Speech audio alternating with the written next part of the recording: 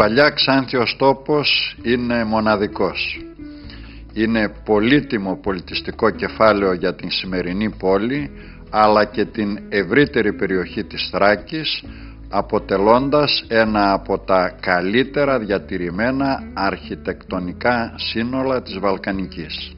Ως Δημοτική Αρχή, στο πλαίσιο αυτού του επιχειρησιακού σχεδίου, είχαμε ένα όραμα για την Παλιά Ξάνθη.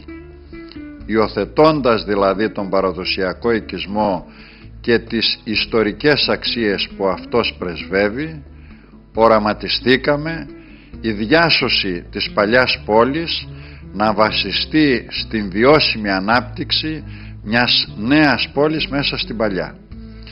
Ως κύριο στόχο του επιχειρησιακού σχεδίου θέσαμε την εξασφάλιση όρων βιώσιμης αστικής ανάπτυξης για την Παλιά Ξάνθη.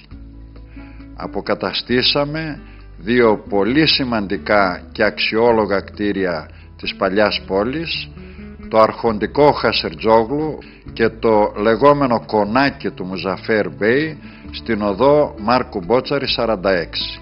Αποκαταστήσαμε επίσης ένα πλήθος παραδοσιακών σοκακιών με όλα τα συμπληρωματικά έργα των δικτύων υποδομής.